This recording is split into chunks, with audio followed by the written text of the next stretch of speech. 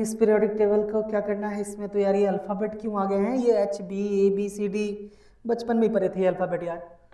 यार ये बहुत कन्फ्यूज़न है, इतने कलरफुल कलरफुल ये टेबल देखने में तो बहुत सुंदर है, समझ में तो आ नहीं रही है कुछ भी। और गलत ही साइंस ले लिया गया मैंने, इससे बढ़िया तो मैं कुछ और पढ़ लेता।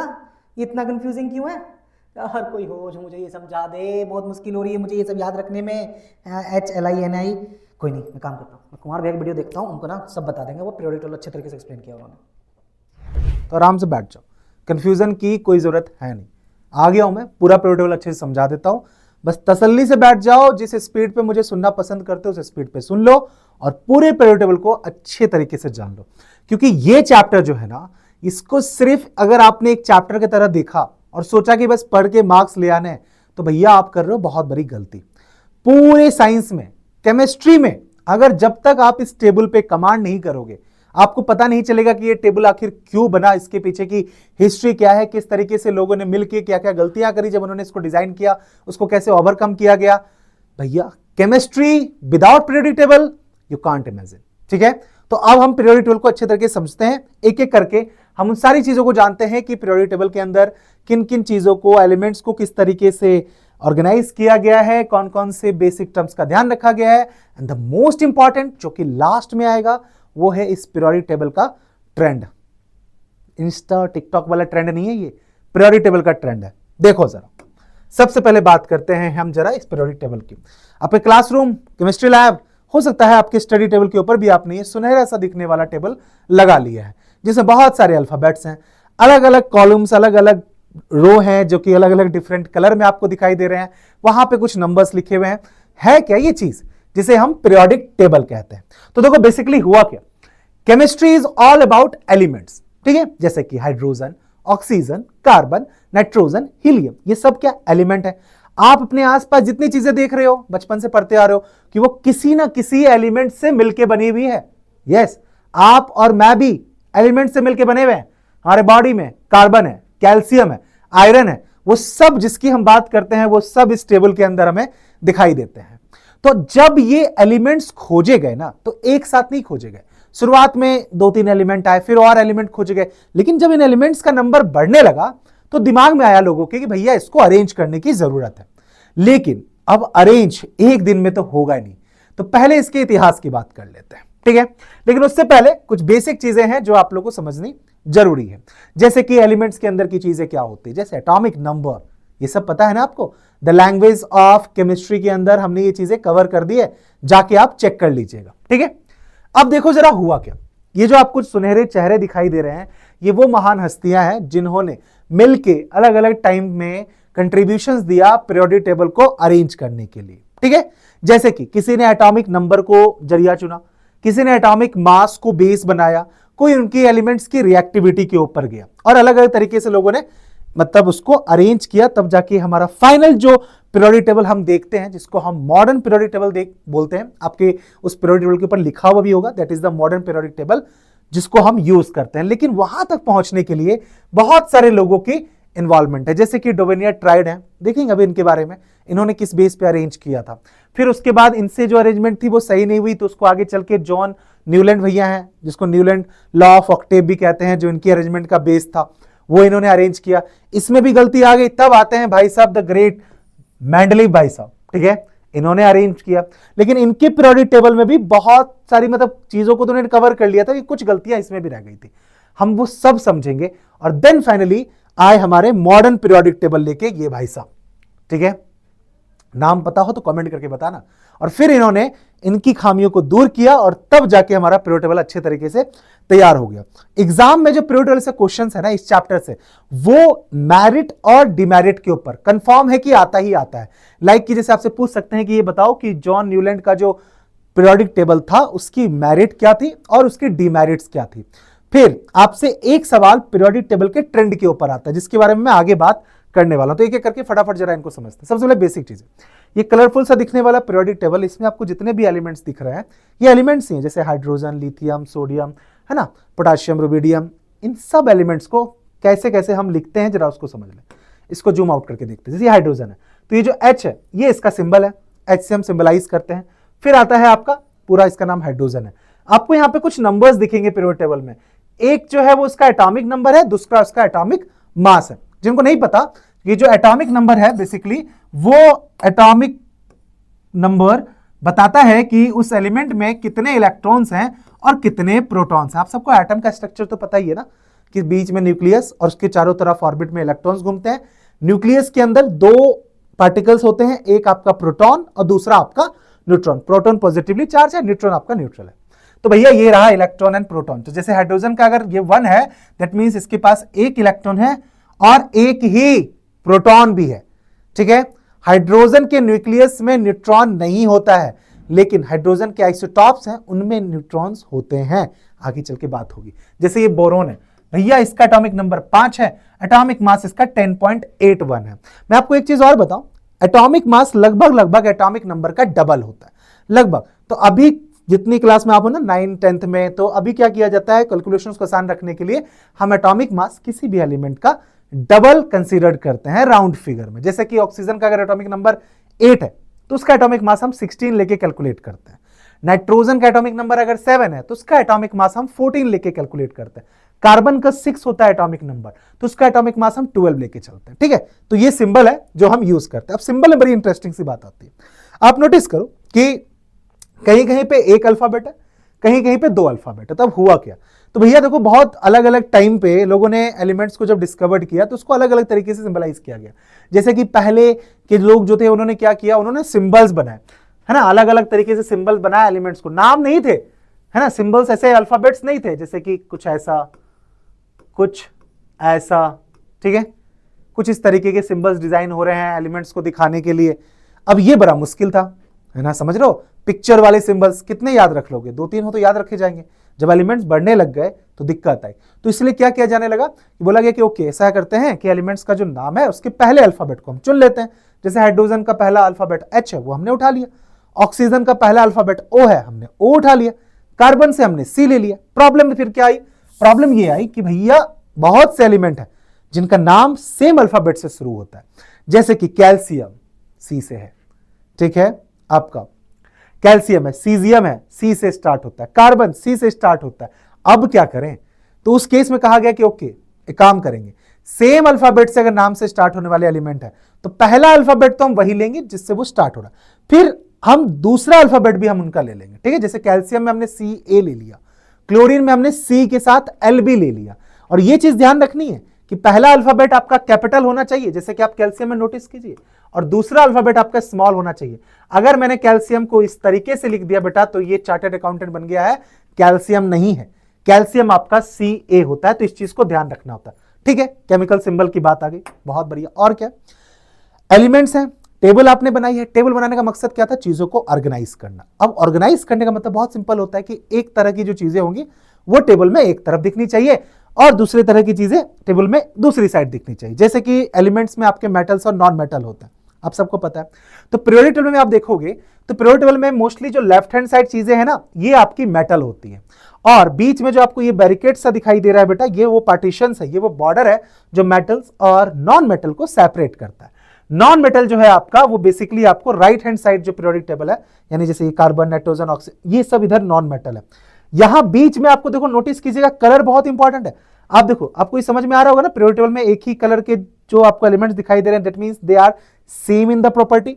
आप जैसे यहां देखो, ये कुछ येलो दिख रहा है, यहां कुछ रेड दिख रहा है, भाई साहब यहां पे ब्लू दिख रहे हैं, बीच में रेड में एक ब्लू आ गया, उसकी बात करेंगे। और यहां पे आप नोटिस कीजिए, ये लाइट ग्रीन है, ये डीप ग्रीन है। तो एक्चुअली में क्या होता है, जब मेटल्स और नॉन मेटल का सेपरेशन होता है ना, वहां पे कुछ ऐसे एलिमेंट्स होते हैं जिनको हम मेटलॉइड्स कहते हैं। बहुत इंपॉर्टेंट, मेटलॉइड्स क्या होते हैं, एक तो देखो आप हो मेटल, मेटल का मतलब आप वो पूरी प्रॉपर्टी फॉलो कर रहे हो जो एक मेटल में होनी चाहिए। अगर आप नॉन मेटल हो तो आपका पूरा बिहेवियर नॉन मेटल की तरह होना चाहिए। लेकिन फिर आते हैं एक ऐसे एलिमेंट जो कि थोड़े से मेटल भी हैं, थोड़े से नॉन मेटल भी है, वो बन जाते हैं मेटलॉइड्स, जो कि आपको बीच में यहां पे दिखाई देते हैं। जैसे कि सिलिकॉन है, गैलिनियम है, आर्सेनिक है, ये सब आपके मेटलॉइड्स हैं। आगे बढ़े जरा, groups and period. Periodic table में ग्रुप्स क्या, अब देखो कोई भी अगर आप टेबल बनाओगे तो टेबल में क्या होगा, टेबल में आपकी कॉलम्स होंगे और साथ ही साथ आपके रो भी होंगे, ठीक है। तो पीरियोडिक टेबल के अंदर जो कॉलम होता है आपका, उसको हम कहते हैं ग्रुप्स, ठीक है। यहां पे columns are called group, okay. और जो रो होता है बेटा, उसको हम कहते हैं पीरियड्स। समझ में आ गई बात। अब टोटल अगर आप देखोगे तो पीरियोडिक टेबल के अंदर 18 तो आपके ग्रुप्स होते हैं, यानी 18 आपके कॉलम है और 7 आपके पीरियड्स होते हैं, ठीक है। 1 2 3 4 5 6 7 है ना। और आप अगर आप ग्रुप काउंट करोगे 1 2 3 4 यहां पे देखो यहां से काउंटिंग है, ये बताऊंगा मैं बाद में, बट ये 1 2 3 4 ऐसे काउंट करो, ये आपका 18 है, ठीक है। कुछ कुछ ग्रुप के कुछ स्पेशल नाम भी है, जैसे कि आपका ये वाला जो 18th ग्रुप है इसको हम नोबल गैस ग्रुप कहते हैं, ठीक है। जैसे कि आपका जो 17th ग्रुप है इसे हम हेलोजन फैमिली कहते हैं, this they are known as halogen family. बाकी नॉर्मली जो ग्रुप का नाम होता है ना उसको फैमिली उसके पहले एलिमेंट के नाम से जानते हैं। जैसे कि ये वाला जो ग्रुप है इस ग्रुप को हम ऑक्सीजन फैमिली कहते हैं, क्योंकि पहला एलिमेंट इसका ऑक्सीजन है, ठीक है। इस ग्रुप को नाइट्रोजन फैमिली, इसको कार्बन फैमिली, इसको boron family and so on करके। ओके चलिए आगे देखेंगे। एक और इंटरेस्टिंग बात है, पीरियोडिक टेबल को याद रखने की बहुत सारी ट्रिक्स है ना। उसके ऊपर मैं अलग से छोटे छोटे शॉर्ट्स वीडियो बना के डालूंगा, आप जरूर देखना। जैसे कि मान लो कि मुझे अगर ये वाला ग्रुप ध्यान रखना है जिसको हम हाइड्रोजन फैमिली कहते हैं, तो मैं इतने सारे एलिमेंट्स कैसे याद रखूंगा। तो देयर इज अ कोड जो आप लोगों ने कहीं ना कहीं शॉर्ट्स में वीडियोस में देखा होगा। जैसे कि इसका कोड जैसे चलता है, हे लीना ना कर रब से फरियाद। फिर जैसे इसका कोड चलता है, बेटा मांगे कार स्कूटर बाप राजी। You can make your own code so that you can memorise the periodic tables element, है ना। बहुत जरूरी है, क्योंकि अगर आपको देखो पीरियोडिक टेबल में एलिमेंट्स नहीं पता चले ना, कौन से एलिमेंट्स कौन से ग्रुप्स हैं कौन सी फैमिलीज हैं उनकी एक्चुअल पोजीशन क्या है, तो आप उस एलिमेंट की बहुत सारी चीजें क्या पता ही नहीं कर पाओगे, ठीक है। तो ये बहुत इंपॉर्टेंट हो जाता है। ओके अब देखो जरा यहां ध्यान से कि भाई एलिमेंट्स को शुरुआत में जो कैटेगराइज किया गया वो मेटल्स एंड नॉन मेटल के बेसिस पे किया गया। जो आपको ये भाई साहब दिखाई दे रहे हैं जिनका नाम है, मैं थोड़ा सा अगर प्रोनाउंसिएशन गलत करूंगा माफ करना, लेवाइजर, ठीक है, इट्स लेवाइजर। अब इसको जैसे प्रोनाउंस करते हैं, तो इन भाई साहब ने क्या किया, एलिमेंट्स की जो मेनली कैटेगरी बनाई ना वो मेटल्स एंड नॉन मेटल की ही बनाई, ठीक है। लेकिन हुआ क्या, बाद में चल के जब लोग आए साइंटिस्ट आए तो उन्होंने ऑब्जर्व किया कि यार ये चीज तो सफिशिएंट नहीं है। दैट मीन्स कि मेटल्स के अंदर भी बहुत सारे कैटेगराइजेशन है कि किस तरह का metal, alkaline earth metal, alkalis metal, ठीक है। नॉन मेटल के अंदर भी भैया किस तरह का नॉन मेटल है। तो आगे चल के और ज्यादा कैटेगराइजेशन किया गया, जो बाद में चल के जैसे आपका एसपीडीएफ एलिमेंट्स बने, रिप्रेजेंटेटिव एलिमेंट्स बने, लेंथेनाइट्स बने, एसिटेनाइट्स बने, जिनको आगे चल के हम कवर कर रहे हैं। जैसे कि आपको ये दो जो दिखाई दे रहे हैं पीरियोडिक टेबल में, पूरा टेबल एक तरफ है और बीच में ये देख रहे हो एलिमेंट अलग से दिखाए गए हैं। तो ये लेंथेनाइट और एसिटेनाइट्स हैं। ये क्यों है उसका रीजन है ना, जो आगे अभी इसको आएगा तब हम इसको कवर करेंगे। चलिए अब आते हैं हमारा चीजों पे। ये तो मैंने आपको दिया भूमिका और इंट्रोडक्शन बांध दिया। मैंने कहा अलग अलग लोगों ने चीजों को अलग अलग तरीके से ऑर्गेनाइज किया। सबसे पहला नाम आता है डोवेनियर ट्राइड का। इन्होंने क्या किया, देखो इनके ऑर्गेनाइजेशन का बेस बहुत सिंपल था। आपको दिख रहा है ट्राइड का मतलब होता है यहां पे 3 एलिमेंट का ग्रुप। तो इन्होंने 3 एलिमेंट का ग्रुप बनाया, जैसे कि आपको यहां पे दिखाई दे रहा होगा, ठीक है। आप इनके अरेंजमेंट को देखो, जैसे 3 एलिमेंट है, क्लोरीन, ब्रोमीन, आयोडीन हो गई, कैल्शियम है, बेरिलियम है, ये सब आपके एलिमेंट 3 एलिमेंट का ग्रुप बनाया। इन्होंने बोला कि 3 एलिमेंट का ग्रुप ऐसा है जिसमें कि 2 एलिमेंट के एटॉमिक मास का एवरेज, ध्यान सुनिएगा, 2 एलिमेंट के एटॉमिक मास का एवरेज तीसरे एलिमेंट के एटॉमिक मास के लगभग बराबर है। कैसे, जैसे आप यहां नोटिस करो, यहां सल्फर का एटॉमिक मास 32 है, इनका एटॉमिक मास 128 है। इन दोनों का आप एवरेज निकालो तो 80 निकलता है। तो बीच में जो हमारा एलिमेंट है उसका एटॉमिक मास 79 है, विच इज लगभग बराबर टू 80, है ना। ये इनका बेस था। 3 एलिमेंट का ग्रुप पकड़े और कहा कि भैया 2 के एटॉमिक मास का एवरेज लगभग तीसरे के बराबर होगा। इस तरीके से बन गया डोवेनियर ट्राइड। ट्राइड इसलिए क्योंकि 3 का ग्रुप है।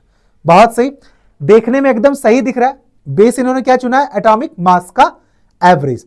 लेकिन अब पता है प्रॉब्लम क्या हुई, प्रॉब्लम ये हुई, देखो एक तो तुम्हें कॉमन प्रॉब्लम सबकी बताता हूं। जब भी लोग एटॉमिक एलिमेंट को अरेंज कर रहे थे ना, तो सबको यह लग रहा था कि उनके टाइम तक जितने एलिमेंट्स खोजे जा चुके हैं बस उतने ही एलिमेंट एग्जिस्ट करते हैं, और ऐसा था नहीं। आने वाले टाइम में और एलिमेंट डिस्कवर्ड हुए और फिर वो एलिमेंट उनकी उस प्रॉपर्टी पे सेट नहीं बैठ रहे थे। कुछ कॉमन है, मैं आपको बता रहा हूं मिस्टेक। जैसे कि एक तो ये मान लेना, अपने आप को रिजिड कर लेना कि एलिमेंट फिक्स हो गए। दूसरा, जब एलिमेंट्स खोजे गए तो एक ही पोजीशन पे एक साथ 2 एलिमेंट दिख रहे हैं।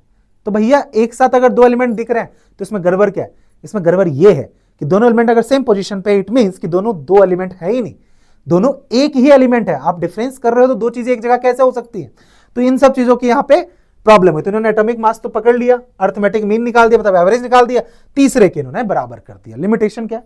लिमिटेशन ये कि भैया देखना जरा कि इनका जो एटॉमिक मास था ना, समझिएगा जरा, कुछ आगे चल के जब एलिमेंट आया तो जब उन एलिमेंट का ग्रुप बनाया गया, ट्रायड बनाया गया, तो भैया उसमें तीनों एलिमेंट का एटॉमिक मास जो है वो लगभग लगभग सेम ही हो गया।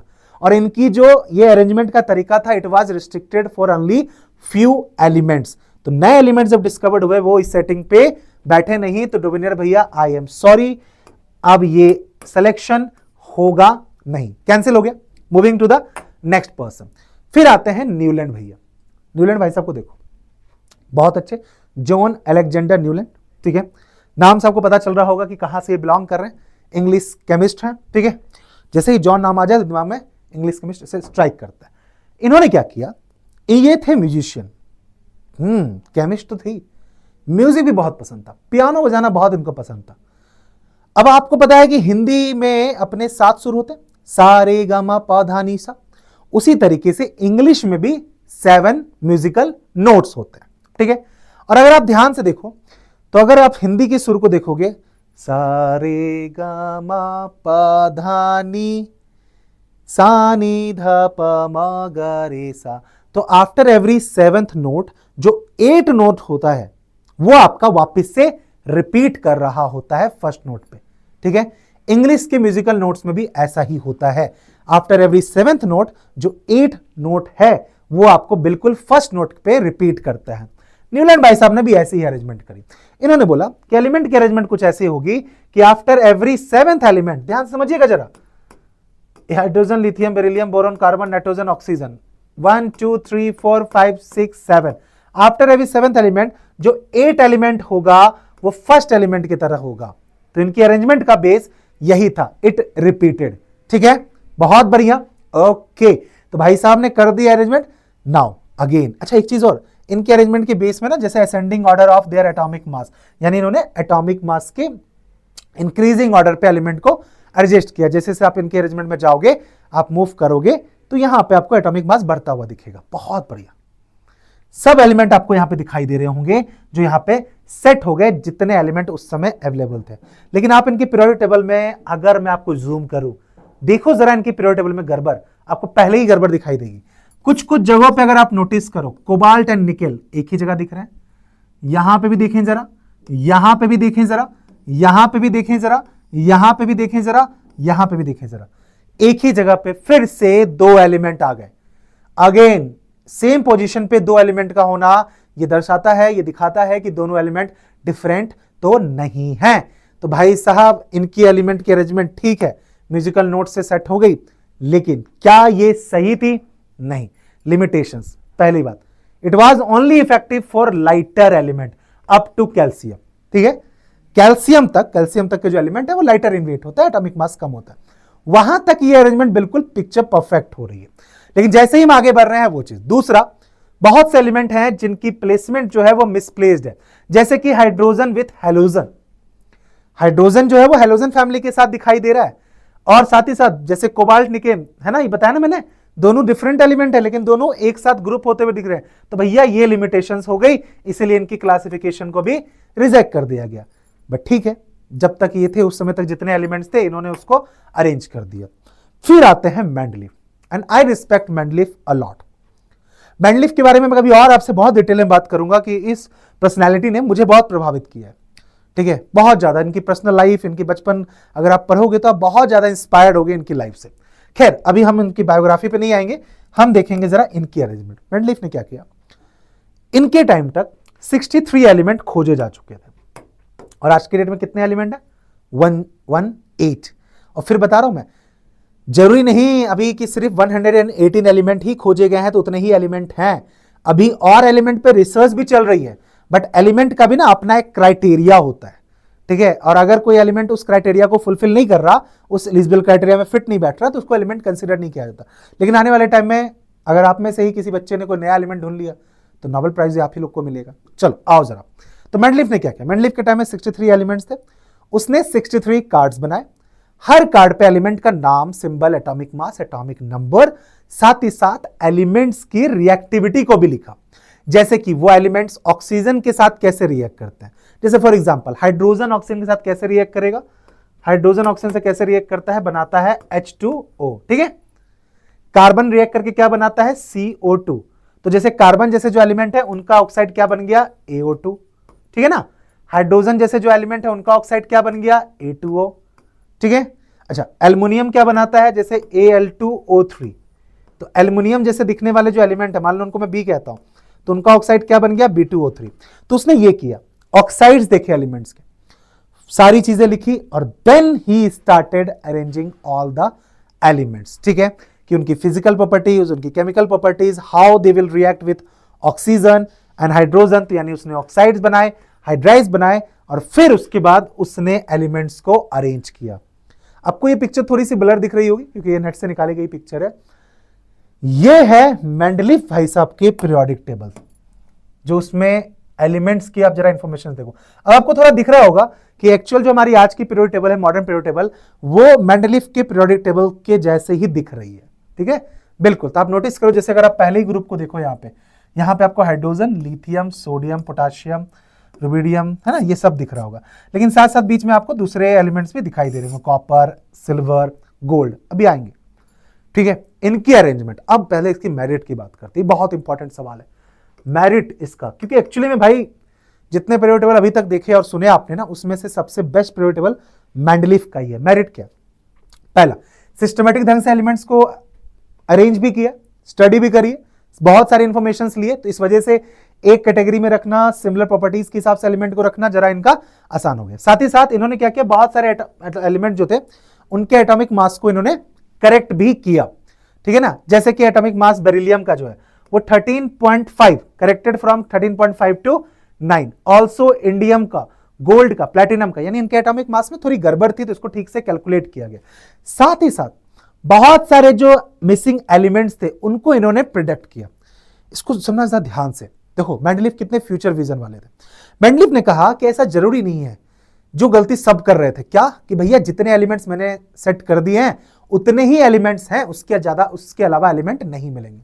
मेंडलीफ ने कहा कि ऐसा नहीं है, हो सकता है आने वाले टाइम में जो एलिमेंट अभी तक खोजे जा चुके हैं, मेरे टाइम में 63 एलिमेंट और एलिमेंट डिस्कवर्ड होंगे। तो उन्होंने क्या किया, बहुत स्मार्टली उन्होंने बोला कि सिमिलर काइंड ऑफ जो एलिमेंट होंगे ना, उनके लिए भी मैं जगह खाली करूंगा। और ये सवाल पूछा जाता है, जैसे कि अगर मान लो कोई एलिमेंट है जो कि बोरोन जैसी प्रॉपर्टी रखता है, तो उसके लिए उन्होंने जगह खाली छोड़ी और उस एलिमेंट का नाम भी रखा इक बोरोन, ठीक है। अगर कोई एलिमेंट जिसकी प्रॉपर्टी एल्युमिनियम जैसी होगी, तो वहां की उसके लिए जगह खाली छोड़ी और लिखा इक एल्यूमिनियम, इक सिलिकॉन। और तुम्हें पता है बाद में चल के क्या हुआ, जब आगे जाके डिस्कवरी हुई, जैसे स्कैंडियम आया तो वो इक बोरोन की जगह फिट बैठ गया, गैलीलियम डिस्कवर्ड हुआ तो वो इक एल्यूमिनियम की जगह फिक्स बैठ गया, जो आपका जर्मेनियम आया वो एक सिलिकॉन की जगह फिट बैठ गया। स्मार्ट मूव नहीं है, प्रिडिक्ट कर लेना, सोचो कि भाई कुछ ऐसा एलिमेंट आएगा, मैं उसकी प्रॉपर्टी भी, उसके हिसाब से भी उसकी पोजीशन को खाली छोड़ दूंगा। तो आपको दिख रहा होगा बहुत सारा यहां पे ब्लैंक स्पेस, ठीक है, बहुत सारा ब्लैंक स्पेस। ये ब्लैंक स्पेस उन्हीं फ्यूचर में जो डिस्कवर किए जाएंगे एलिमेंट उसके हिसाब से है। साथ ही साथ एक और इंपॉर्टेंट पार्ट, अभी तक सबको लग रहा था कि एलिमेंट्स रिएक्टिव इन नेचर होते हैं, ठीक है। मेंडलीफ ने बोला एक कदम और आगे गए, बोला जरूरी नहीं है कि सारे एलिमेंट्स रिएक्टिव ही हो। क्यों, स्टेबल भी तो हो सकते हैं। एलिमेंट्स रिएक्ट करते हैं अपने आप को शांत रखने के लिए। शांत रखने का मतलब जिन एलिमेंट का आउटर मोस्ट सेल फुलफिल होता है, यानी जिनके आउटर मोस्ट सेल में 8 इलेक्ट्रॉन होते हैं या कंप्लीटली फिल्ड होता है उनका outermost shell, they are very less reactive, जिनको हम इनर्ट गैस एलिमेंट कह देते हैं, नोबल गैस एलिमेंट कह देते हैं। यस, मैं उसी 18 ग्रुप के एलिमेंट की बात कर रहा हूं। मेंडलीफ के टाइम से पहले ये सब एलिमेंट एग्जिस्ट नहीं करते थे, क्योंकि सबको लगता था एलिमेंट तो भाई रिएक्टिव वाले होंगे। लेकिन मेंडलीफ ने बोला कि नहीं, हो सकता है कि ऐसे एलिमेंट भी हो जो रिएक्ट नहीं करे, और वही आगे चल के आपको वैसे एलिमेंट मिले। तो उन्होंने क्या किया, नोबल गैस की जो पोजीशन है ना उसको भी खाली छोड़ा। नोबल गैस क्यों नोबल कहा जाता है या आइडियल गैस कहा जाता है? कहा जाता है कि ये आइडियल का मतलब क्या होता है, किसी को आप, जिसको आप मतलब जिनसे आप इंस्पिरेशन लो, जो आपका एक रोल मॉडल हो। तो एलिमेंट्स के बीच में भी ना एलिमेंट का भी रोल मॉडल है, और वो नोबल गैस है कि भैया मुझे तो ऐसा बनना है। अब नोबल गैस में क्या क्या आते हैं, हीलियम, नियॉन, आर्गन, जो आपको बिल्कुल पीरियोडिक टेबल में जो एकदम 18 ग्रुप दिखाई दे रहा है ना, वो नोबल गैस का है। उसमें जो एलिमेंट्स हैं they are inert in nature, यानी बहुत कम रिएक्टिव होते हैं, ना के बराबर रिएक्टिव होते हैं। तो भैया इस वजह से इनकी अरेंजमेंट हो गई। बट इतना कुछ होने के बावजूद भी मेंडलीफ की पीरियोडिक टेबल में भी थोड़ी सी लिमिटेशंस रह गई, बट कोई बात नहीं, ठीक है, इतना इन्होंने कंट्रीब्यूट कर दिया, बहुत था। इनकी लिमिटेशंस बहुत इंपॉर्टेंट हो जाती। क्या है limitations? Position of hydrogen. Hydrogen की पोजीशन को ये समझ नहीं पाए कि उसको कहां फिट किया जाए, इसलिए क्या हुआ, इन्होंने क्या किया, क्योंकि हाइड्रोजन जो है ना वो हर तरह की प्रॉपर्टी शेयर करता है। हाइड्रोजन आपको थोड़ा सा मेटल भी है, थोड़ा सा हेलोजन भी है, ठीक है, तो उसकी प्रॉपर्टी थोड़ी फिक्स करनी मुश्किल हो रही थी, इसीलिए हाइड्रोजन की जो पोजीशन है वो ये फिक्स नहीं कर पाए। साथ ही साथ पोजीशन ऑफ आइसोटॉप्स, अगर आप सबको आइसोटॉप्स नहीं पता तो कमेंट करके बता देना, मैं ऐसे आइसोटॉप्स को अलग से ब्रीफ करके, मतलब अलग से एक्सप्लेन करके बता दूंगा। आइसोटॉप्स, आइसोबार, आइसोटॉप्स जो है उसकी पोजीशन जो है वो यहां पे थोड़ी सी कॉन्ट्राडिक्टेड थी। जैसे कि आइसोटॉप्स क्या होते हैं, एक ही एलिमेंट के अलग अलग रूप होते हैं। एक एलिमेंट में क्या फिक्स होता है? Number of electrons, number of protons. क्या फिक्स नहीं होता है? नंबर ऑफ न्यूट्रॉन, ठीक है। तो एक ही एलिमेंट के डिफरेंट एटम हो सकते हैं और होते हैं जिसमें कि ना न्यूट्रॉन का नंबर अलग अलग होता है, अब वो कहलाते हैं उस एलिमेंट के आइसोटॉप्स। इन्होंने क्या किया, इन्होंने आइसोटॉप्स को ना अलग नहीं माना, इन्होंने कहा वो एक ही एलिमेंट का तो डिफरेंट रूप है, तो आइसोटॉप्स को उसी एलिमेंट के साथ फिट कर देंगे, जबकि ऐसा है नहीं। जैसे हाइड्रोजन है तो हाइड्रोजन के 2 आइसोटॉप्स होते हैं, ठीक है। अब भैया जो आइसोटॉप्स है हाइड्रोजन के वो similar kind of property carry नहीं कर रहे हैं, तीनों आइसोटॉप्स की अलग अलग खासियत होती है, अलग अलग होती है। और मैंने वही कहा कि अगर आप दो चीजों को एक जगह पे रख रहे हो, इट मींस आप ये बता रहे हो कि दोनों चीज एग्जैक्टली सेम है, तो ये गड़बड़ हो गई मेंडलीफ भाई साहब से। अच्छा, साथ ही साथ क्या हुआ कि कई बार मेंडलीफ ने क्या किया कि समटाइम्स ही prioritise the similar properties over increasing atomic mass order. देखो, आप जब चीजों को अरेंज कर रहे हो तो चीजों को अरेंज करने में आपने एक बेस डिसाइड किया है। जैसे कि मोस्टली शुरुआत से ही जितने लोग ने पीरियोडिक टेबल में एलिमेंट को अरेंज किया उनका बेस एटॉमिक मास ही था कि भैया इंक्रीजिंग एटॉमिक मास के बेसिस पे हम अरेंज करेंगे, ठीक है। लेकिन मेंडलीफ क्या करते थे, बीच बीच में इंक्रीजिंग एटॉमिक मास ऑर्डर को छोड़ के समटाइम्स ही prioritise similar properties over increasing atomic mass. इससे क्या हुआ, बहुत सारी जगहों पे गड़बड़ हो गई। जैसे कि आर्गन पोटाशियम से पहले आ गया, कोबाल्ट निकल से पहले आ गया, टेलुरियम आयोडीन से पहले आ गया, जो कि नहीं आना चाहिए था।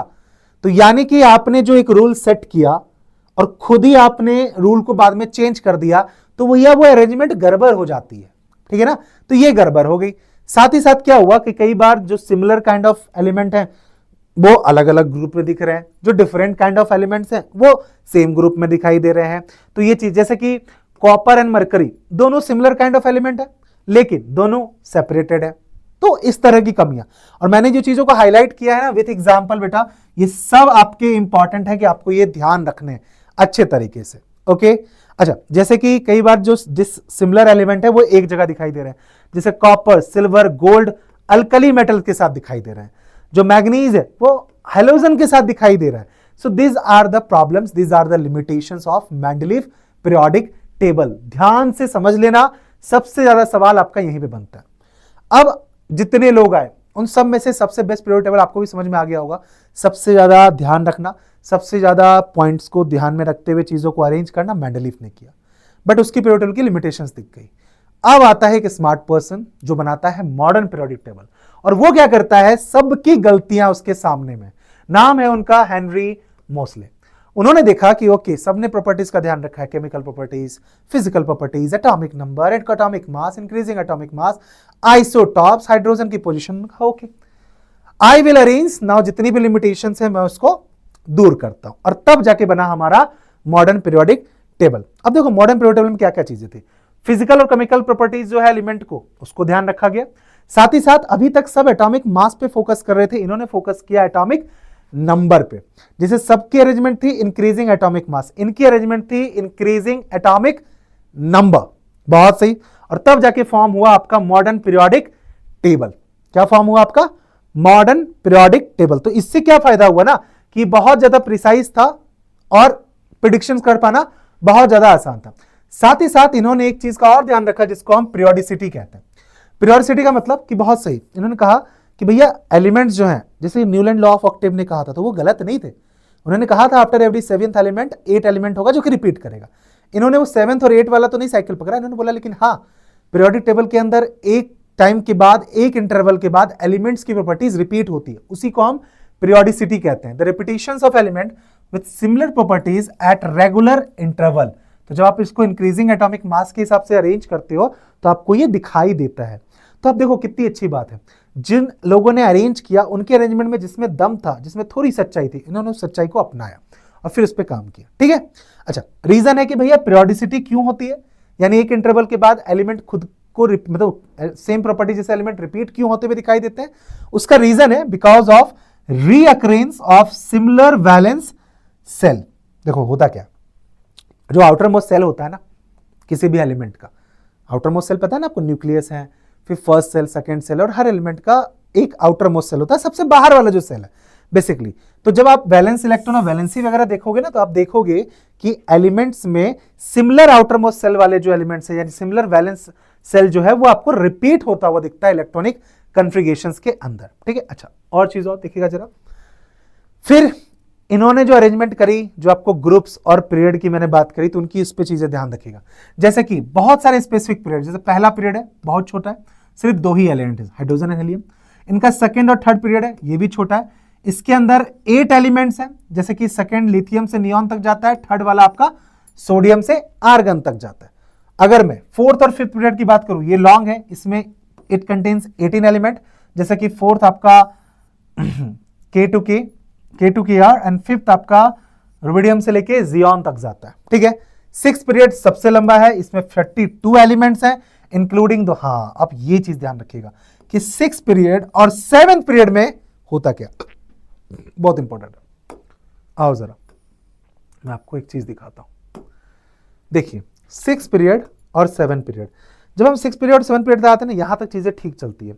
उसके बाद क्या होता है, ये आपको लेंथेनाइड और एसिटेनाइड दिखाई दे रहे हैं, इनके ठीक बाद जो ये एलिमेंट्स है, जैसे कि ये जो एलिमेंट्स है ये लेंथेनाइड के बाद आने थे, लेकिन इनकी प्रॉपर्टी ना थोड़ी सी डिफरेंट हो जाती है, ये हो जाते हैं थोड़े से रेडियो एक्टिव इन नेचर। अब भैया जब मैं अरेंज कर रहा हूं, तो भैया मैं अरेंज करूंगा, मेरे अरेंजमेंट का एक बेस चल रहा है, अचानक से बीच में कोई आ जाएगा एकदम पॉपकॉर्न की तरह उछलता हुआ और कहेगा कि भैया मैं तुम लोगों से अलग हूं, तो भैया तुम अलग हो तो तुमको सेम तो रख नहीं सकते हैं। तो इसीलिए लेंथेनाइड्स के बाद जो एलिमेंट्स आते हैं उनको हम लेंथेनाइड सीरीज कहते हैं, उनको हम यहां नीचे सेपरेट लिख देते हैं। एसिटेनाइड्स के बाद जो एलिमेंट्स आते हैं, कुछ एलिमेंट्स जिनकी प्रॉपर्टी डिफरेंट होती है, उसको हम एसिटेनाइड सीरीज कह देते हैं। ठीक है, तो इस बेसिस पे थोड़ा सा उनको चेंज कर दिया जाता है। ठीक है, तो 6 पीरियड आपका सबसे लंबा है, जिसमें कि 32 एलिमेंट्स हैं इंक्लूडिंग द 14 एलिमेंट जिनको हम लेंथेनाइड सीरीज कहते हैं। ठीक है, साथ ही साथ 7 पीरियड ये आपका इनकम्प्लीट है, इसमें 25 एलिमेंट्स हैं इंक्लूडिंग 14 एलिमेंट्स।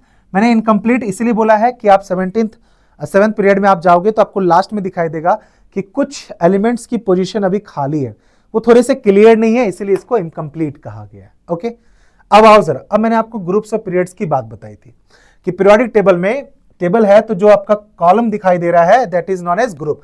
तो आप नोटिस करोगे ये हमारा पहला ग्रुप है, this is the first group. अगर मैं इसकी बात करूं और वहां से लेके हम जाते हैं तो ये हमारा 18 ग्रुप है, यानी हाइड्रोजन फैमिली, और यहां पे आपका नोबल गैस या फिर इनर्ट गैस या फिर इसको आप आइडल गैस कह सकते हो, है ना, हीलियम फैमिली वाले मेंबर्स हैं। और साथ ही साथ आपके 7 आपको पीरियड्स भी हैं। बहुत सही, ठीक है, तो ये आपके ग्रुप का डिस्क्रिप्शन है जिसके बारे में यहाँ पे इंफॉर्मेशन लिखी गई है। जैसे 18 जो ग्रुप है ना, उसको जीरो ग्रुप भी कहा जाता है। जीरो इसलिए क्योंकि उसकी वैलेंसी जीरो होती है, वो रिएक्ट करते नहीं है। तो जो एलिमेंट रिएक्ट नहीं करेगा उसके पास ना इलेक्ट्रॉन डोनेट करने के लिए है, ना ही इलेक्ट्रॉन बोरो करने के लिए, तो उसकी वैलेंसी वहां पे जीरो हो जाती है। जो एलिमेंट्स हैं group 1 and 2, elements in group 1 and 2 and 13 to 17 ये कहलाते हैं आपको नॉर्मल या फिर रिप्रेजेंटेटिव एलिमेंट्स। लेकिन कुछ ग्रुप के नाम है, जैसे ग्रुप 1 के एलिमेंट्स को हम अल्कली मेटल्स कहते हैं, ग्रुप 2 के एलिमेंट्स को हम अल्कलाइन अर्थ मेटल कहते हैं, और ग्रुप 17 के एलिमेंट्स को हम हैलोजन फैमिली कहते हैं। यह है आपका भाई साहब एलिमेंट्स की जानी। अच्छा, एक चीज और बहुत इंपॉर्टेंट है जो यहां पे आपको ध्यान देनी है, वो है आपका कुछ इंफॉर्मेशन जो पूछी जाती है। जैसे कि अगर मैं हाइड्रोजन की बात करूं, what is the position of hydrogen in periodic table. ठीक है, देखो हाइड्रोजन को अभी भी स्थान नहीं मिला है, इसलिए बार बार कहता हूं बच्चों को जब भी पीरियोडिक टेबल पढ़ाता हूं कि भैया अगर कल को चल के तुमने अगर हाइड्रोजन की पोजीशन फिक्स कर दी तो तुम्हें मिल जाएगा नोबेल प्राइज इन केमिस्ट्री। बाकी अगर तुम्हें पता है कि इस साल का नोबेल प्राइज किनको मिला है केमिस्ट्री में और किस पर्पस की वजह से मिला है तो तुम कमेंट करके बताना। अब हाइड्रोजन की पोजीशन क्यों अनसर्टेन है? क्योंकि हाइड्रोजन एक तरह का बिहेवियर नहीं दिखा रहा है, बहुत नटखट सा है, हर तरह के बिहेवियर उसको पसंद आ रहे हैं, तो इसीलिए उसकी पोजीशन अनसर्टेन है। तो आप नोटिस कीजिएगा पीरियोडिक टेबल में सारे एलिमेंट्स एक दूसरे से कनेक्टेड दिखेंगे, हाइड्रोजन आपको साइड में यहाँ कोना अकेले में बैठा हुआ दिखाई देगा, ठीक है। तो एक चीज ये। दूसरा, लैंथेनाइड और एसिटिनाइड्स, इसको भी अभी तक हम फिट नहीं कर पाए, ये दोनों आपको पीरियोडिक टेबल में अलग से सेपरेट दिखते हैं, है ना। अब देखो बात वही है कि जब आप टेबल बना रहे हो, बोलो सर इसमें दिक्कत क्या है? दिक्कत ये है बाबू कि जब हमने टेबल बनाया तो हमारा पर्पस था कि हम सारे एलिमेंट्स को फिट करें, ठीक है। देखो जैसे यहाँ पे 55 अपना एटॉमिक नंबर नोटिस कीजिएगा, 37, 38, 39, 40, 41, 42 इंक्रीजिंग एटॉमिक नंबर चल रहा है। इसमें आओ 6 पीरियड में, है ना, सीजियम पे 55, फिर बेरियम 56, फिर आ जाता है आपका लेंथेनाइट 57, और उसके बाद डायरेक्टली यहां जंप हो रहा है 72। तो 57 से 71 एटॉमिक नंबर हमें अलग लिखना पड़ा है। तुम बोले सर यही फिट कर देते, बेटा फिट तो हम करना चाहते थे, लेकिन वो सारे के सारे थोड़ी सी डिफरेंट प्रॉपर्टी लेके बैठे हैं, तो इसीलिए वो पर्पस जो है वो फेल हो जाता। तो एक तो ये दो ग्रुप, इधर हाइड्रोजन, इसकी पोजीशन अभी भी अनसर्टेन है। तो यानी कि आपका जो मॉडर्न पीरियोडिक टेबल है वो भी अभी तक 100% सही नहीं है। So it's a great chance कि कल को चल के किसी ने भी आप में से अगर इसको सेट कर दिया तो भैया नोबेल प्राइज आप लोग ले आओगे, ठीक है। अच्छा, फिर क्या है, फिर बीच बीच में जो एलिमेंट्स हैं आपको पीरियोडिक टेबल में दिखाई दे रहे हैं, हमने उनको और बेसिस पे, जैसे ये सब जो एलिमेंट्स है ना, हमने इनको और बेसिस पे कैटेगराइज किया गया, जिनको हम SPDF ब्लॉक एलिमेंट कहते हैं। अच्छा, ये क्या होता है? एलिमेंट्स के आप एटम के स्ट्रक्चर्स को देखोगे, न्यूक्लियस होता है, फिर ऑर्बिट होता है जिसको हम सेल कहते हैं, सेल का नाम है, ठीक है। तो मान लो एस ब्लॉक एलिमेंट्स क्या है? वो सारे एलिमेंट्स जिनका आउटर मोस्ट सेल का इलेक्ट्रॉन, यानी जिनका लास्ट इलेक्ट्रॉन एस ऑर्बिट में होगा, उसको हम एस ब्लॉक एलिमेंट कहेंगे। ऑल द एलिमेंट्स जिनके आउटर मोस्ट सेल, ये सबसे लास्ट इलेक्ट्रॉन्स उनका एस ब्लॉक के अंदर होगा, एस ऑर्बिटल में होगा, उसको हम एस ब्लॉक एलिमेंट कहेंगे। कैरेक्टर क्या होगा इनका? तो ये आपको देखो ध्यान से समझिएगा जरा, क्या क्या इनकी खासियत है। ये दिखेंगे आपको ग्रुप 1 ग्रुप 2 के जो एलिमेंट है वो एस ब्लॉक में है। इनका इलेक्ट्रॉनिक कॉन्फ़िगरेशन बहुत सिंपल है, NS1 से 2, यानी NS1 या फिर NS2 होता है, ठीक है। They located on the extreme left of periodic table, एकदम एक्सट्रीम लेफ्ट में। साथ ही साथ इसमें मोस्टली आपको मेटल्स दिखाई देंगे, जिसमें एक्सेप्शन आप हाइड्रोजन है उसको आप हटा सकते हो।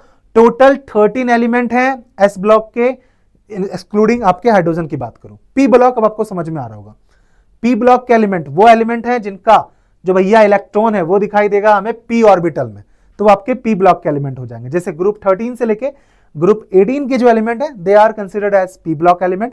इनका इलेक्ट्रॉनिक कॉन्फ़िगरेशन आपको दिखाई दे रहा है NS2 NP1 से लेके 6 तक। They are located on the extreme right of the periodic table, और इस ब्लॉक के अंदर इंक्लूडेड है कुछ मेटल्स, कुछ नॉन मेटल्स और कुछ मेटोलाइट्स।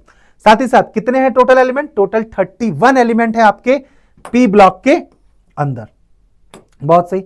उसी तरीके से आपके डी ब्लॉक आते हैं, देन फिर आपका एफ ब्लॉक आता है। जैसे कि डी ब्लॉक एलिमेंट, सिंपल सी बात, electron entering D orbital, okay, electron entering D block D orbital, वो आपके डी ब्लॉक एलिमेंट कहलाते हैं। ग्रुप 3 से लेके ग्रुप 12 तक के जितने एलिमेंट हैं वो आपके डी ब्लॉक एलिमेंट है। इलेक्ट्रॉनिक कॉन्फ़िगरेशन आप उसके देख लो, D1 से 10 और NS0 से 2 तक। ये लोकेटेड है आपको पीरियोडिक टेबल के सेंटर में। इसमें जो एलिमेंट्स आपको दिखाई दे रहे हैं वो मेटल हैं, लेकिन most of them are complex ions, coloured complex ions, ठीक है। टोटल एलिमेंट की बात करूं तो 39 एलिमेंट्स है। तो ये थोड़ा ध्यान रखने वाला, जो आपको ध्यान रखना है, याद रखने वाली चीज है, नंबर वगैरह तो याद ही रखना होगा। एफ ब्लॉक एलिमेंट सर बिना बताए समझ में आ गया, जो एफ ऑर्बिटल में इंटर कर रहे होंगे, ये बिलोंग कर रहे हैं थर्ड ग्रुप से, ठीक है। इनमें अगर आप नोटिस कीजिएगा तो they are presented in the 2 separate row below the main periodic table. 2 separate row below the main periodic table, यानी कि लेंथेनाइड्स और एसिटिनाइड्स। ये है बाबू अपना एफ ब्लॉक एलिमेंट्स, ठीक है। ये हो गई बहुत सही बात। उसके बाद इसके अलावा कुछ और नाम भी है, जैसे मैंने बताया 18 ग्रुप एलिमेंट को हम नोबेल गैस कहते हैं। क्यों कहते हैं? क्योंकि ये इनर्ट है। इनर्ट का मतलब जो रिएक्ट नहीं करे। रिएक्ट क्यों नहीं? क्योंकि इनका आउटर मोस्ट सेल बिल्कुल फिल्ड होता है, ऑर्बिट इनका बिल्कुल फिल्ड होता है, तो इनको रिएक्ट करने की जरूरत पड़ती नहीं है, खुद को अपने आप को मतलब स्टेबल ये ऑलरेडी है, ठीक है। रिप्रेजेंटेटिव एलिमेंट्स कौन कहलाते हैं बाबू? Elements where atoms have all shells complete except for outermost shell. यानी कि आप नोटिस करो कि मैक्सिमम सारे एलिमेंट्स रिप्रेजेंटेटिव एलिमेंट है।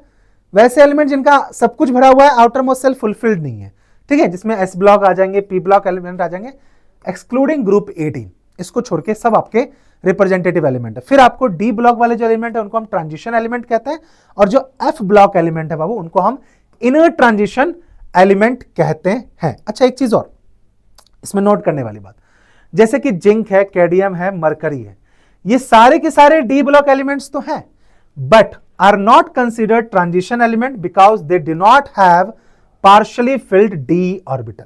ठीक है, समझ गए बात? क्योंकि देखो ये ट्रांजिशन एलिमेंट तो कंसिडर किए जाते हैं, बट ये डी ब्लॉक एलिमेंट इसलिए नहीं कंसिडर किए जाते हैं क्योंकि इनका डी ऑर्बिटल पार्शियली फिल्ड है ना, दे do not have partially filled D orbital, है ही नहीं, इस वजह से ये कंसिडर्ड नहीं किए जाते हैं। तो ये आपकी चीजें हैं जो आपके इसके बारे में, एसपीडीएफ ब्लॉक एलिमेंट आपको दिख रहा होगा, ये रहा एस ब्लॉक एलिमेंट दोनों, ये बीच में जो आपको दिख रहा है डी ब्लॉक, नीचे ये जो एलिमेंट है लैंथेनाइड एसिनाइड्स एफ ब्लॉक, और ये है बाबू अपना पूरा 13 से लेके 18 तक पी ब्लॉक, इसके अंदर पूरा आपको एसपीडीएफ ब्लॉक एलिमेंट दिखाई देंगे। नाउ अब आता है बाबू आपका पीरियोडिक टेबल का ट्रेंड। इस टॉपिक को मैं इस वीडियो के अंदर इंसर्ट नहीं कर रहा हूं क्योंकि मैं चाहता हूं इस वीडियो के मतलब इस टॉपिक को मैं अलग से सेपरेटली कवर करूं इन डिटेल, जो चीज मैंने यहां पे कवर करी है, लेकिन मैं थोड़ा सा आपको यहां पे बता देता हूं कि इस पीरियोडिक ट्रेंड के अंदर क्या चीजें हैं। एलिमेंट्स को अरेंज तो आपने कर लिया पूरे पीरियोडिक टेबल में, मैरिट्स देख ली, डिमेरिट्स देख ली, ठीक है, इससे आपका ये पार्ट कवर हो जाता है। अब एक मेजर पार्ट आता है, एलिमेंट्स हैं तो एलिमेंट्स की ना बहुत सारे फीचर्स होते हैं, जैसे कि एलिमेंट का एटम है तो एटम का साइज होगा, एटम का रेडियस होगा, एटम्स के करेक्टर होंगे, metallic character, non metallic character, atoms किस तरीके से रिएक्ट करेंगे, उनकी रिएक्टिविटी होगी। अब पीरियोडिक टेबल का जो ट्रेंड है, मैंने पहले बताया था, ये इंस्टाग्राम और टिकटॉक वाला ट्रेंड नहीं है, ये वो ट्रेंड है जिससे हमें ये पता चलता है कि पीरियोडिक टेबल में जब हम किसी पीरियड में मूव करते हैं, यानी जब हम लेफ्ट से राइट हैंड साइड जाते हैं, तो क्या एलिमेंट्स का एटॉमिक साइज बढ़ता है या घटता है? अगर मैं टॉप टू बॉटम आएगा तब क्या एटम के एटॉमिक साइज पे फर्क पड़ेगा तो क्या फर्क पड़ेगा, इंक्रीज करेगा या डिक्रीज करेगा? क्योंकि पीरियोडिक ट्रेंड्स हमें एलिमेंट्स की अरेंजमेंट को और अच्छे तरीके से समझने में मदद करता है। तो तुम्हें अगर पीरियोडिक टेबल के ट्रेंड को अच्छे तरीके से जानना है ना, तो भैया इस वीडियो पे कम से कम 50 लाइक्स आ जाने चाहिए और कमेंट कर देना पीरियोडिक ट्रेंड। जितना जल्दी कमेंट आएगा उतनी ही जल्दी पीरियोडिक ट्रेंड की वीडियो आ जाएगी। लेकिन रुको, अभी तुमको यहां जाना नहीं है। अब देखो, जितने अच्छे तरीके से तुमने इस पीरियोडिक टेबल को समझा है, उतने ही अच्छे तरीके से भैया लैंग्वेज सीखनी बहुत ज्यादा जरूरी है। कितनी लैंग्वेज आती है तुम्हें? कमेंट करके बताना जरा, how many language you know. जैसे अगर मैं अपनी बात करूं तो I can speak Hindi, I can speak English, बोल भी सकता हूं, समझ भी सकता हूं, साथ ही साथ मुझे भोजपुरी आती है क्योंकि मैं बिहार से हूं, तो मुझे भोजपुरी बोलनी सुननी आती है। भोजपुरी नहीं, मिथिलांचल की मैथिली भाषा भी मुझे आती है। अगर मैं समझने की बात करूं तो मैं थोड़ा सा बंगाली लैंग्वेज समझ सकता हूं, पंजाबी समझ जाता हूं, गाने बहुत सुनता हूं, हरियाणवी राजस्थानी में समझ जाता हूं, मारवाड़ी में समझ जाता हूं। तो इतनी लैंग्वेज तो मुझे आती है, थोड़ी सी बोलनी, थोड़ी सी सुननी और समझनी। लेकिन अब मेरी इच्छा है कि मैं भैया थोड़ा सा और बाहर की लैंग्वेज सीखूं। जैसे मेरा फ्रेंच सीखने का बहुत मन है। यस, वही फ्रेंच जिसमें बोंजोर कहते हैं, है ना, सैल्यूट कहते हैं, तो ये थोड़ा सा मुझे पता है। लेकिन ये सीखे कहां से? तो उसके लिए आपको कहीं नहीं जाना, हमारी बहुत मस्त लैंग्वेज लर्निंग ऐप है जिसका नाम है एयरलर्न। आई नो कि आप में से ऑलरेडी लोगों ने इसके बारे में सुन लिया है और तुम लोगों ने यूज करना भी स्टार्ट कर दिया, बट मैं तुम्हें बताऊं, अगर तुम लोगों ने अभी तक स्टार्ट नहीं किया ना तो स्टार्ट कर दो। एक तो भैया अगर तुम गूगल प्ले स्टोर पे जाओगे तो तुम देखना जरा इनकी रैंकिंग, टॉप रैंकिंग में 25+ लैंग्वेज तुम यहां से सीख सकते हो। लर्निंग को ना सबसे बढ़िया कि सीखने का तरीका बहुत आसान है। ऐसा नहीं है कि क्लासरूम वाली सेटिंग है, एकदम फन तरीके से, बहुत सारे क्विजेज हैं उसमें, प्रैक्टिकल लर्निंग एप्लीकेशंस है, आप वहां पे कन्वर्सेशंस कर सकते हो, डायलॉग कर सकते हो, and it is trusted bye 2 million+ learner. और सबसे इंपॉर्टेंट बात, made in India, made in India. साथ ही साथ आप यहां पे देखोगे तो यहां पे आपको कुछ दिखाई देगा कि जो आपकी स्ट्रीक वाला फंक्शन है वो इसके अंदर है। इट मींस कि अगर आप इसको डेली बेसिस पे रेगुलरली अगर आप यूज करते हो तो इस तरह की कुछ स्ट्रीक बन के आती है जिनको आप शेयर कर सकते हो अपने दोस्तों के साथ। जैसे यहां देखो, this is the best streak among all learners इन बेंगलुरु।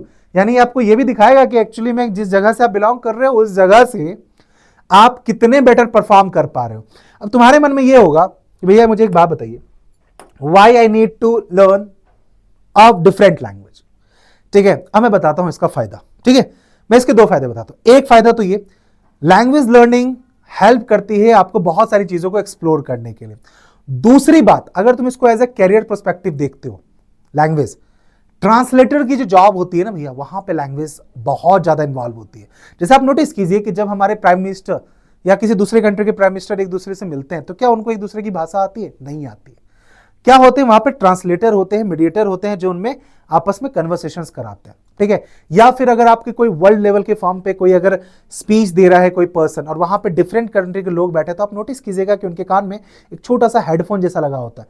वो हेडफोन के अंदर लोग होते हैं जो पर्टिकुलर लैंग्वेज में ट्रांसलेट करते हैं सो दैट कि आप इजिली इसको समझ सको। एम्बेसी में जॉब, गवर्नमेंट के साथ काम करना, साथ ही साथ ऑथर, राइटर, तो इतने सारे करियर ऑप्शंस हैं you can't imagine. Even in tourism industry, even in tourism industry की अगर आपको मल्टीपल लैंग्वेज आती है ना, तो आप बहुत सारी टूरिज्म इंडस्ट्री के साथ काम कर सकते हो, वर्ल्ड ट्रैवल कर सकते हो। और सबसे इंपॉर्टेंट बात, लैंग्वेज अगर आए तो लोगों से मिलना, बात करना, कल्चर एक्सचेंज करना बहुत ज्यादा आसान हो जाता है। मैंने तो भैया एक लैंग्वेज चुन ली है जो कि है फ्रेंच, जिसको मैं सीख के रहूंगा 23 दिन के अंदर। तुम कमेंट करके बताना कि तुम कौन सी लैंग्वेज है जो सीखने वाले हो। See you next video. Unacademy. Let's crack it.